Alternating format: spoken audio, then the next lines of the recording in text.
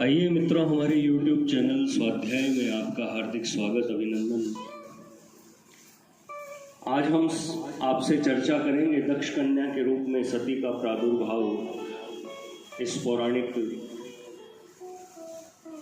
कथा पर। अगर आपने हमारे चैनल को लाइक और सब्सक्राइब नहीं किया है तो आपसे निवेदन है, कृपया चैनल को लाइक और सब्सक्राइब अवश्य करें।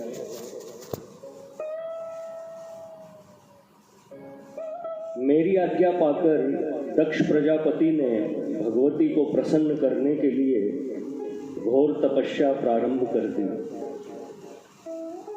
दक्ष की तपस्या से प्रसन्न होकर भगवती जगदम्बा प्रकट हो गई और दक्ष को यह वरदान दिया कि मैं कुछ ही दिनों में आपकी कन्या बनकर शिव की पत्नी बनूंगी, परंतु यदि आपने कभी मेरा अनादर किया तो मैं अपना शरीर त्याग दूंगी और दूसरा शरीर धारण करूंगी। यह कहकर महेश्वरी वहां से अंतर्धान हो गई।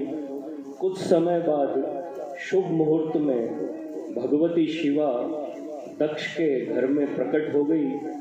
दक्ष ने प्रसन्न होकर विष्णु आदि देवताओं की आज्ञा से सभी गुणों से संपन्न भगवती जगदम्बिका का नाम उमा रखा।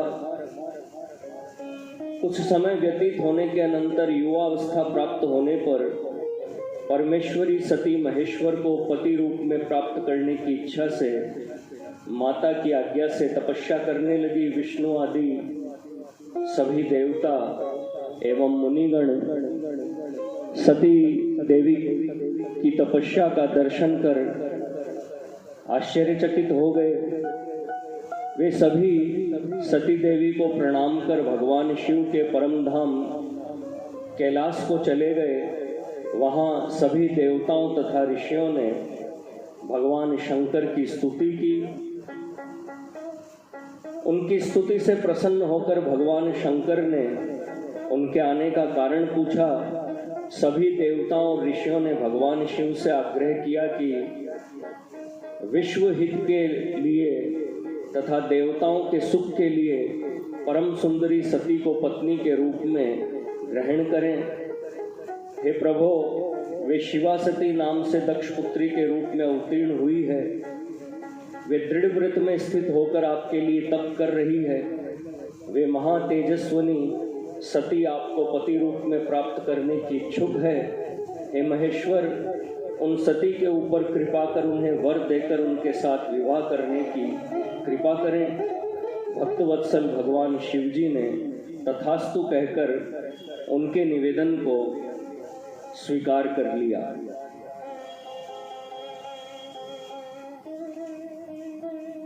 शिव और सती का विवाह, सती की तपस्या से प्रसन्न होकर भगवान शंकर प्रकट हो गए और भगवती सती को पत्नी रूप में स्वीकार करने का वर प्रदान कर दिया। इसके अनंतर ब्रह्मा जी की सन्निधि में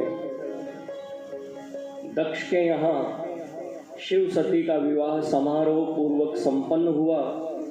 विवाह के अनंतर भगवती सती और भगवान शंकर अपने स्थान कैलाश पर पधार गए। कैलाश तथा हिमालय पर्वत पर शिवा और शिव के विविध विहारों का विस्तार पूर्वक वर्णन करने के पश्चात ब्रह्मा जी ने कहा, मुने, एक दिन की बात है, देवी सती ने भगवान शंकर के जीवों के उद्धार के लिए तत्व ज्ञान प्राप्त करने की इच्छा व्यक्त की। भगवान शंकर ने अपनी भार्या सती से उत्तम ज्ञान का प्रतिपादन करते हुए नवधा भक्ति के स्वरूप का विवेचन किया।